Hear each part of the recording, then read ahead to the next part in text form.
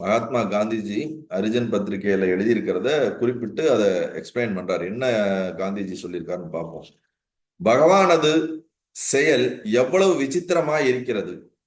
ராஜ்கோட்டிற்கு நான் செல்வதை பற்றி நானே ஆச்சரியப்படுகிறேன். எதற்காக எங்கே போய் கொண்டிருக்கிறேன்? இவ்விஷயங்களை பற்றி நான் எதுவும் ஆலோசிக்கவே இல்லை. பகவான் என்னை நடத்தி செல்கிறார் எனில் எதற்காக எதை நான் ஆலோசிக்க வேண்டும்? என் நினைப்பும் அவர் வழியே செல்வதற்கு தடையே ஆகலாம். இங்க பகவான் சொல்றது ரமண பகவான் கிடையாது. அது முதல் தெளிவா புரிஞ்சுக்கணும். அவர் பகவான் காந்திஜி சொல்றது பரமாத்மாவாகி ஒரு இறைசக்தியை சொல்றாரு. அவர் என்ன சொல்றாரு? பகவானது செயல் எவ்வளவு விசித்திரமா, ஆஹா, இந்த இறைவனுடைய செயல் எவ்வளவு ஒரு மிராக்கலா இருக்கு, விசித்திரமா இருக்குது.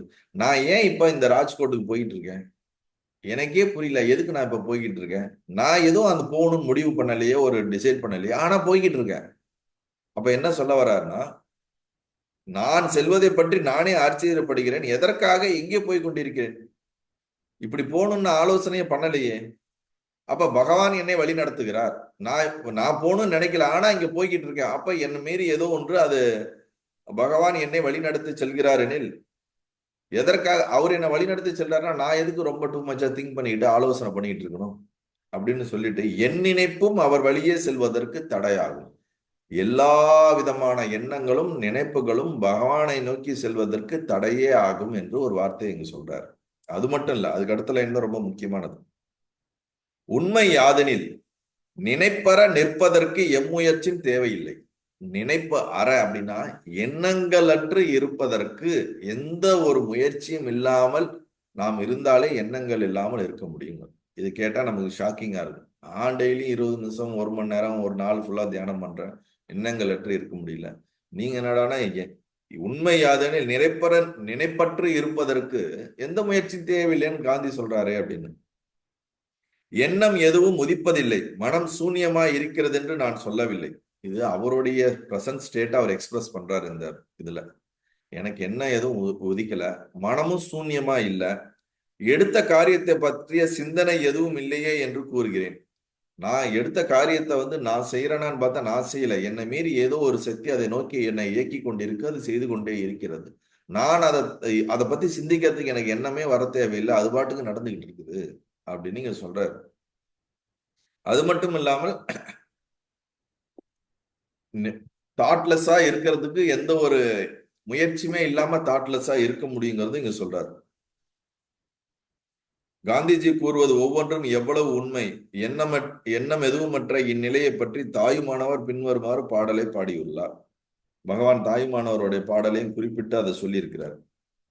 காந்திஜி கூறும் நிலையில் எண்ணங்களே நம் சொரூபத்திற்கு புறமானவை அல்லவா? நம் சொரூபத்திற்கு புறமானவை அல்லவா? காந்திஜி கூறும் நிலையில் காந்திஜி அந்த கோடிட்ட அந்த விஷயத்தை எடுத்து தன்னுடைய பக்தர்களுக்கு அது உண்மைதான், அது சத்தியம்தான் அப்படிங்கறத சொல்லி முடிச்சிடுறாரு.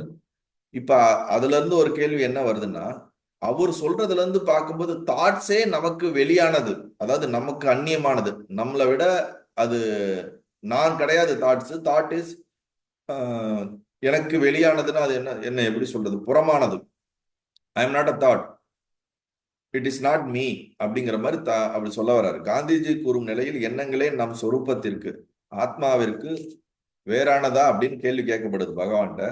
பகவான் அதுக்கு சொல்றார், ஆம், நான் என்னும் எண்ணம் உதித்த பின்னரே பிற எண்ணங்கள் எழுகின்றன. கரெக்டு தான். நான்ற எண்ணம் வருது. அந்த எண்ணம் வந்ததுக்கு அப்புறம் தான் மனம் மற்ற எண்ணங்களை எல்லாம் உற்பத்தி பண்ணுது.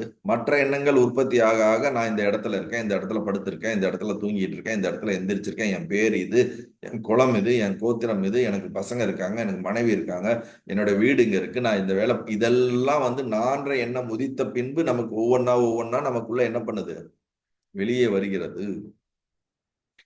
நமது இருப்பை உணர்ந்த பிறகே உலகத்தை பற்றிய எண்ணங்கள் எழுகின்றன. எவ்ரிடே நீங்க தூக்கத்துல இருந்து எந்திரிக்கும் போது கொஞ்சம் கவனிச்சு பாருங்க. ஃபர்ஸ்ட் நீங்க உங்களை நான்ற ஒரு ஃபீல் வரும், எண்ணம் வரும்.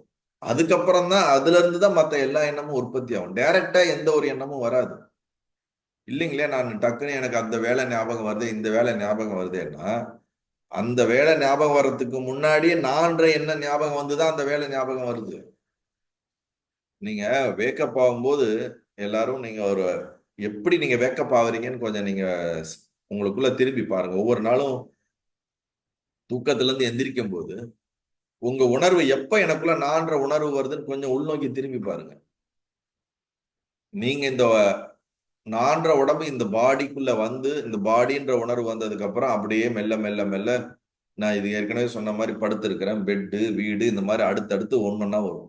இந்த மெமரி எல்லாம் ரீகலெக்ட் ஆனாதான் நீங்க ஒரு ஒரு ஃபியூ செகண்ட்ஸ்ல எல்லா மெமரி ரீகலெக்ட் ஆகி உங்களுடைய பிரெயினுக்கு ஆக்டிவ் ஸ்டேட்டுக்கு வந்துடும்.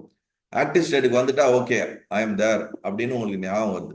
ஆனா இந்த ஆக்டிவ் ஸ்டேட் வர்றதுக்கு முன்னாடி, வேக்கிங் ஸ்டேட் வர்றதுக்கு முன்னாடி ஃபர்ஸ்ட் தாட் என்ன வருதுன்னா ஐ ஆம், தென் ஐ ஆம் திஸ் பாடி அப்படிங்கிற தாட் வந்து அதுல இருந்து தான் மற்றது எல்லா எண்ணங்களும் உற்பத்தி ஆகும். அதான் இங்க சொல்றாரு. நான் என்னும் எண்ணம் உதித்த பின்னரே பிற எண்ணங்கள் எழுகின்றன. நமது இருப்பை உணர்ந்த பிறகே உலகங்களை பற்றிய எண்ணங்கள் வரும். இது ஒரு முக்கியமான ஒரு விஷயம். தூக்கத்துல நமக்கு நான்ற எண்ணம் கிடையாது, நான்ற உணர்வு கிடையாது, அதனால உலகம் கிடையாது. அப்ப when you are coming out only you will experience the world. நீங்க வெளியே வரும்போது மட்டும்தான் உலகத்தை நீங்க எக்ஸ்பீரியன்ஸ் பண்றீங்க. நீங்க வெளியவே வரலைன்னா உலகம் ஒண்ணு இருக்குன்னு உங்களுக்கு எக்ஸ்பீரியன்ஸே கிடையாது. அதனாலதான் டீப் ஸ்லீப்ல நமக்கு உலகங்கிற ஒரு எக்ஸ்பீரியன்ஸே கிடையாது.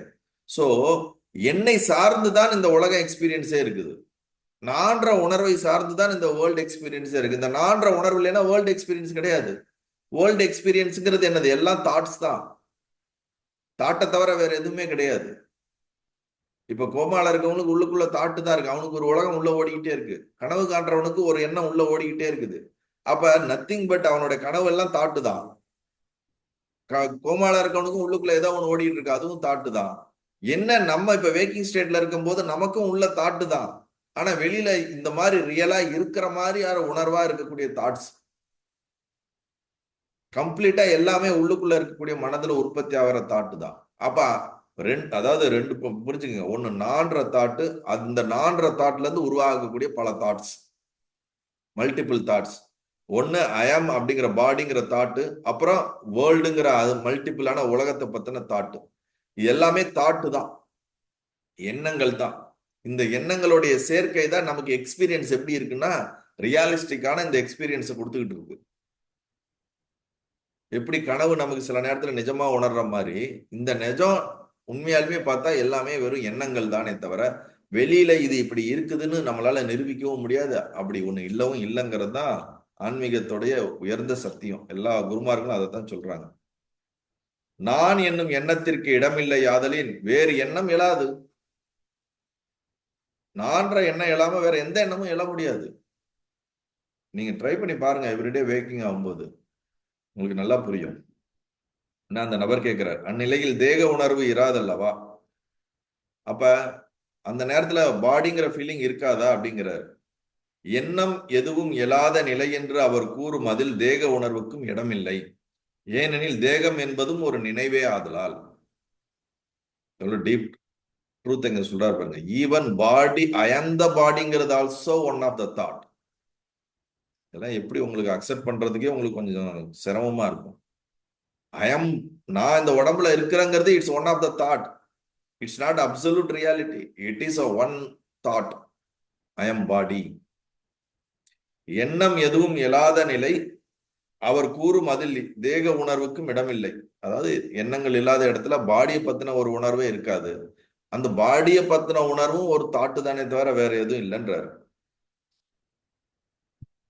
நல்லது.